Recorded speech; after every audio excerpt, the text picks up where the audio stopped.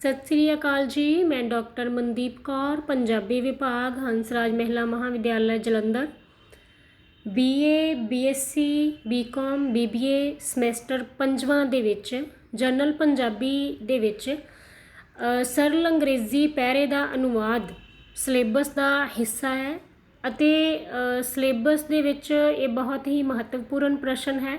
ਇੱਕ ਅੰਗਰੇਜ਼ੀ ਦਾ ਪੈਰਾ ਦਿੱਤਾ ਗਿਆ ਹੋਵੇਗਾ ਜਿਸ ਨੂੰ ਤੁਸੀਂ ਅਨੁਵਾਦ ਕਰਨਾ ਆ, ਮਤਲਬ ਜਿਸ ਨੂੰ ਤੁਸੀਂ ਟਰਾਂਸਲੇਟ ਕਰਨਾ ਆ ਪੰਜਾਬੀ ਦੇ ਵਿੱਚ।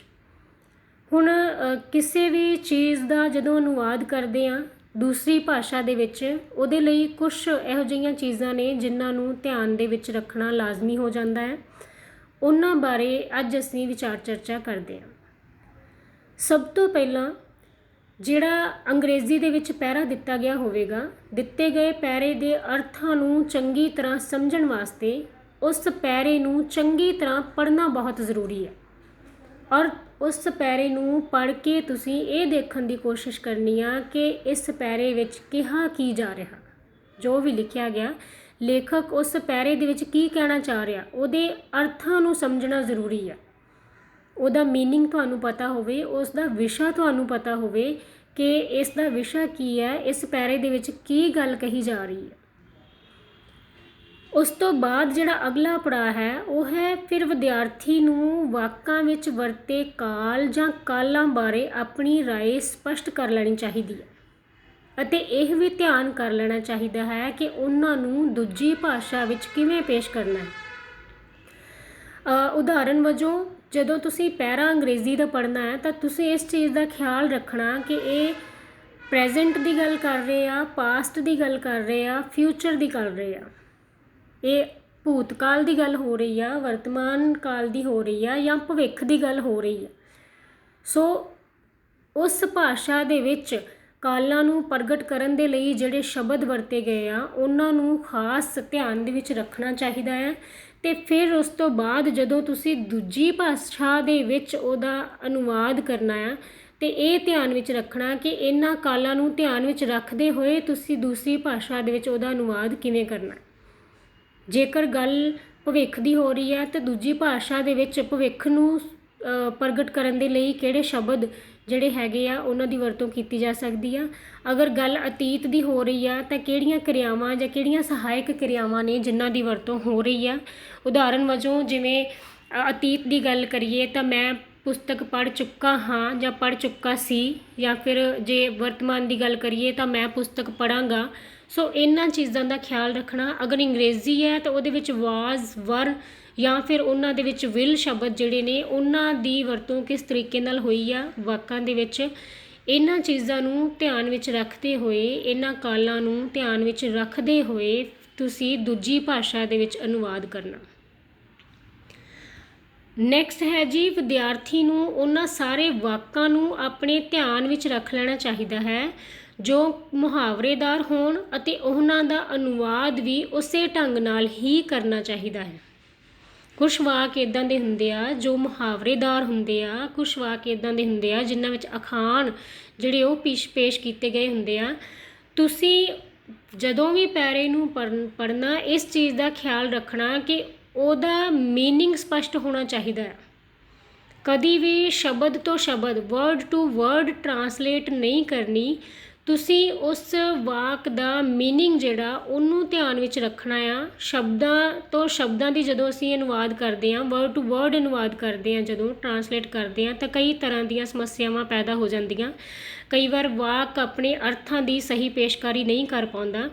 ਸੋ ਤੁਸੀਂ ਜਦੋਂ ਵੀ ਕਿਸੇ ਵਾਕ ਨੂੰ ਅਨੁਵਾਦ ਕਰਨਾ ਆ, ਕਿਸੇ ਵੀ ਵਾਕ ਦਾ ਅਨੁਵਾਦ ਕਰਨਾ ਜਾਂ ਟਰਾਂਸਲੇਟ ਕਰਨਾ ਆ ਤਾਂ ਉਸ ਦੇ ਮੀਨਿੰਗ ਨੂੰ, ਉਸ ਵਾਕ ਦੇ ਅਰਥਾਂ ਨੂੰ ਧਿਆਨ ਵਿੱਚ ਰੱਖਣਾ ਸਭ ਤੋਂ ਜ਼ਰੂਰੀ ਹੋ ਜਾਂਦਾ।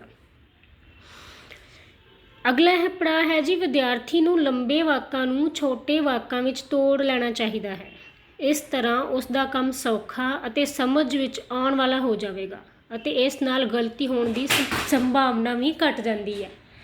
ਔਰ ਜਦੋਂ ਤੁਸੀਂ ਕਿਸੇ ਵੀ ਸ਼ਬਦ ਨੂੰ, ਕਿਸੇ ਲੰਬੇ ਵਾਕ ਨੂੰ ਛੋਟੇ ਵਾਕ ਵਿੱਚ ਤੋੜਦੇ ਹੋ ਤਾਂ ਉਹਦੇ ਵਿੱਚ ਸਰਲਤਾ ਅਤੇ ਸਪਸ਼ਟਤਾ ਵੀ ਵਧੇਰੇ ਹੋ ਜਾਂਦੀ ਹੈ। ਅਗਰ ਵਾਕ ਬਹੁਤ ਲੰਬੇ ਹੋਣਗੇ ਤਾਂ ਉਹਨਾਂ ਦੇ ਵਿੱਚ ਕਈ ਵਾਰ ਵਾਕ ਗੁੰਝਲਦਾਰ ਹੋ ਜਾਂਦੇ ਆ ਜਾਂ ਫਿਰ ਜਦੋਂ ਟਰਾਂਸਲੇਟ ਕਰਦੇ ਆ ਤਾਂ ਉਹਨਾਂ ਦੇ ਅਰਥ ਜਿਹੜੇ ਉਹ ਸਹੀ ਸੰਚਾਰ ਨਹੀਂ ਕਰ ਪਾਉਂਦੇ ਅਤੇ ਗਲਤੀ ਦੀ ਸੰਭਾਵਨਾ ਵੀ ਜ਼ਿਆਦਾ ਹੋ ਜਾਂਦੀ।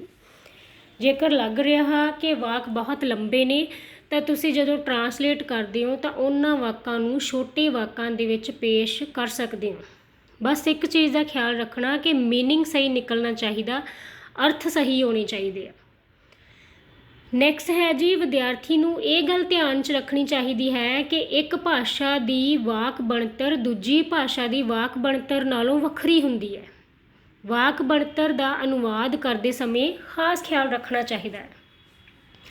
ਉਦਾਹਰਨ ਵਜੋਂ ਜਦੋਂ ਦੇਖੋ ਅਸੀਂ ਪੰਜਾਬੀ ਦੇ ਵਾਕਾਂ ਦੀ ਵਾਕ ਬਣਤਰ ਦੀ ਗੱਲ ਕਰੀਏ ਤਾਂ ਕਰਤਾ ਕਰਮ ਕਿਰਿਆ ਸਾਡੀ ਵਾਕ ਬਣਤਰ ਇਹ ਆ, ਕਰਤਾ ਕਰਮ ਕਿਰਿਆ।